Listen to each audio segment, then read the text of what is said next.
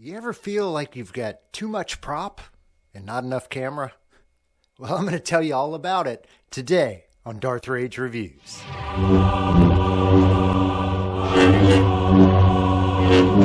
Darth Rage Reviews, your source for the Force? Nah, for the Greetings, Force fans, and welcome to another episode of Darth Rage Reviews, your source for the Force. Y'all, as evidenced by the huge prop in front of me, I am basically finished with my clone Commander Cody build. This is a whole lot of bleh right in front of you. Talking about the torso, talking about the chest and back, talking about the butt and cod. So it's I think a lot of people start with this part of the clone build. I like to finish with this part of the clone build. I start with my arms, then hit my legs, and then do this after that. It's probably the most recognizable pieces of a clone trooper build. And you know, honestly, it's not too difficult. After going through the arms and the legs, this is really a piece of cake, you know, for the most part. Also, I'm going to go into the construction of this. I do mine slightly different than most other people do. Most people do their abs with a separation in it that's covered by this back plate so you don't see it, and it makes it easier to get into, so you can basically put your legs on first, then kind of put the ab piece over it and go for the top from there. A lot of people also have their chest and back separate as well, so they can get their arms on first and then put the chest back over top of it. I have all mine as solid pieces. I just feel like it looks better. Makes it a little bit more difficult to get into, but you know, for the most part, I just think it makes for a better looking clone outfit. So I'm going to break this down so you can kind of see what the pieces parts of it is, and also so I can clear out a little bit of the space and you can see my beautiful mug. So what do we have here? We've got the chest back. Also, let me show you what I do. So here, I'm going to put this back on for a second. So the CRL, again, most people put a seam at the back of this, right here, and they use this back box, this plate, to cover up the seam so they can, you know, get the armor on. You won't have a seam there. The CRL calls for this silly, stupid back plate no matter what. So basically, I've probably been saying all this to where you couldn't hear any of it. Sorry. CRL, most people make their outfits to where they'll open up in the back here, and they use this back plate here to cover it up. The CRL still calls for the back plate whether you have the seam or not, so I've got to have that in there. Typically, I'll just slide it in here as a separate piece, take my submission picks, and then I don't bring it any other time. It's an unnecessary piece. But you take the chest back off, and you see that's where my back plate just kind of falls off. Because again, I don't really need that piece for my abs to be seamless. So you can see there's a little scraping here that happens from where my abs scrape on and off. It adds to the weathering.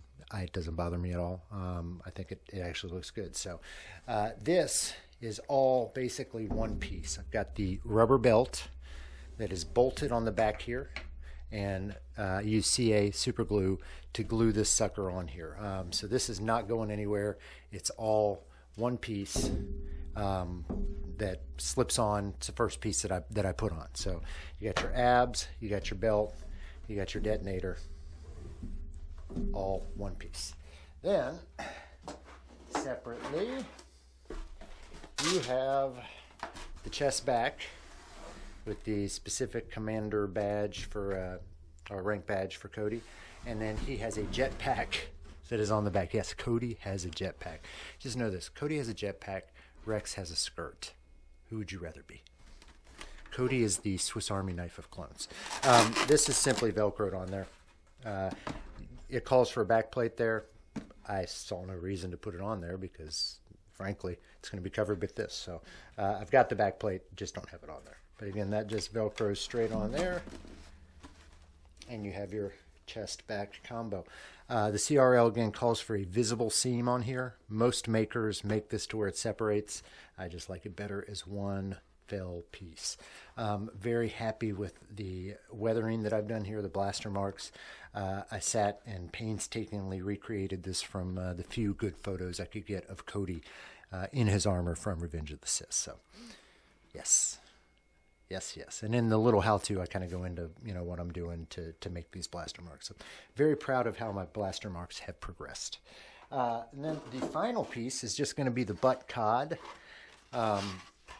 So these are two separate pieces that I created snaps on the side for to snap them together, and then there's Velcro in here, Velcro that will attach to the abs and abs to hold this in, and then Velcro that attaches underneath the snap just to basically hold it a little bit tighter. But yeah, that you don't need the snaps on the side here.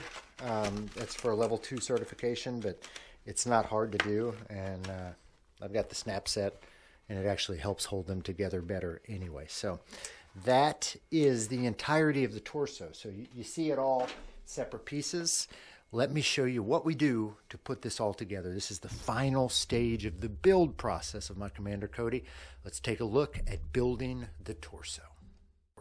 All right, so this part, when you line up the abs, they're not going to line up exactly, but you want to just get them to the size that you want them to be. You can cut off that excess later.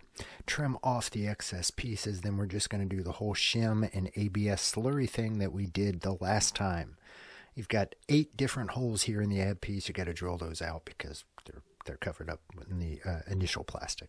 And then the rubber belt. So this belt has to be covered in Plastidip. I did several small coats of it to get that gray color.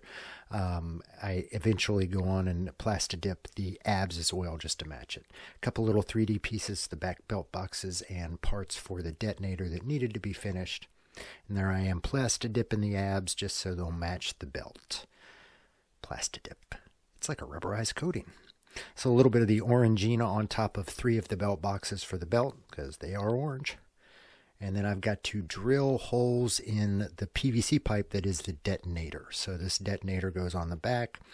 I attach it with belts through the abs, or with bolts through the abs, through the belt, and some hex screws to get it on there. And that belt and that detonator, it's not going anywhere, people. That thing is going to stay right where it is. The belt is ironically the heaviest piece of the armor. It's probably heavier than all the armor combined.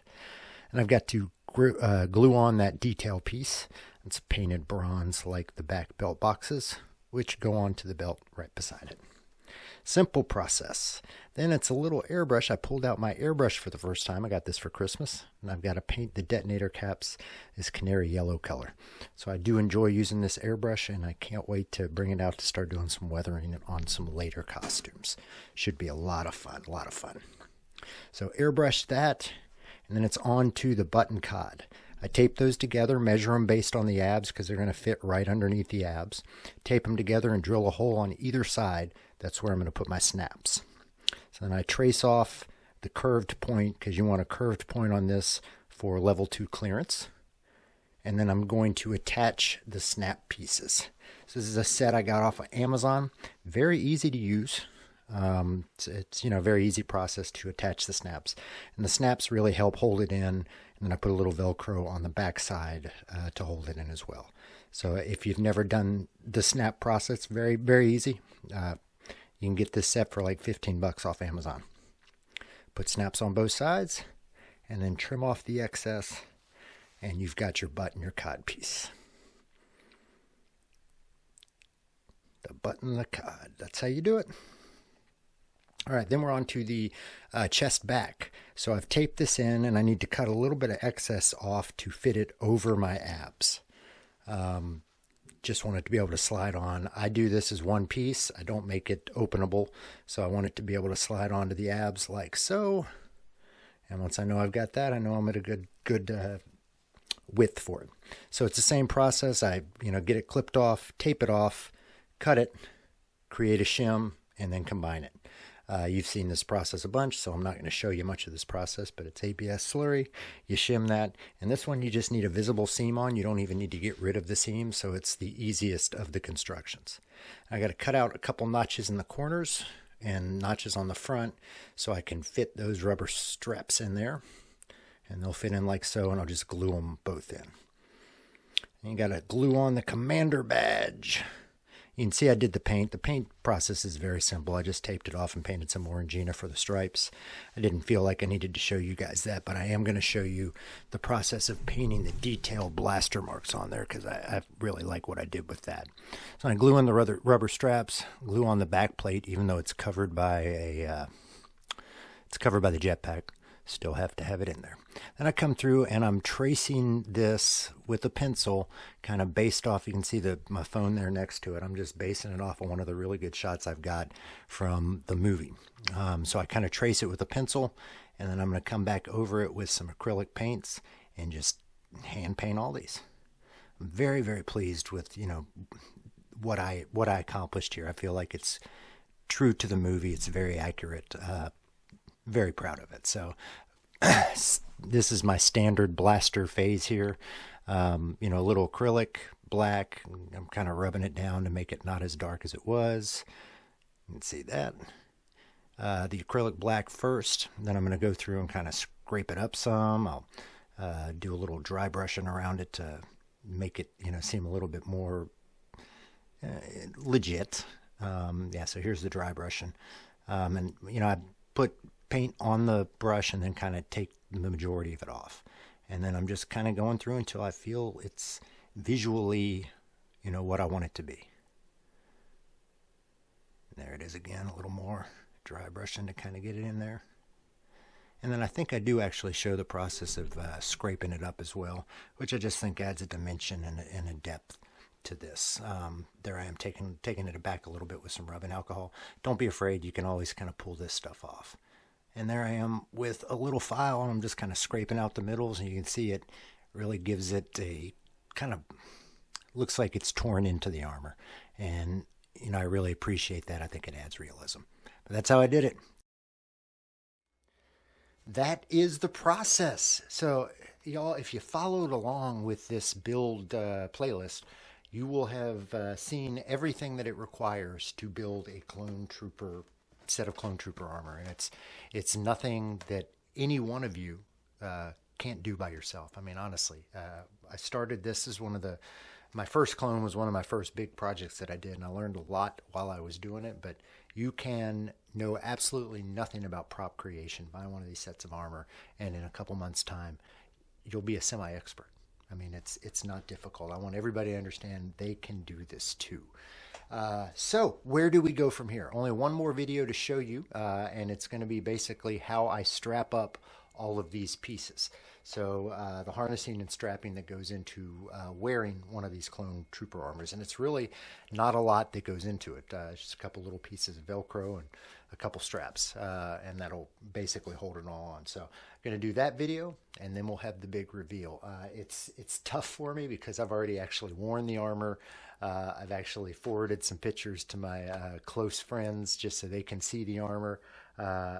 This is that period where my video production falls behind, and in real time I just want to shout this and share this to everybody, but I'm not quite ready to do that yet. I've got a couple other videos to show you. So strapping video, and then look for a big reveal. I'm not sure how I'm going to do it. I may do a live, I don't know, but a big reveal of the Cody armor, and then it's time for me to send the pictures off and submit this for 501st approval. So let me know, y'all, in the comments. What do you think of the armor? How's it coming? How's it looking? Are you excited as I am to see this all put together and to see it on me? Let me know in the comments. Let me know if there's anything that I didn't show you that you want to see. And please, if you can, go ahead and hit me a subscribe down there, because I've got lots of goods. If you liked this, you're going to like the crap that's on my channel. It's all this. So if you liked it, give me a like, give me a subscribe, do all that fun stuff down there. As always, y'all, I'm Darth Rage. This is Darth Rage Reviews, your source for the Force. The circle is now complete. When I left you, I was but the learner. Now I am the master.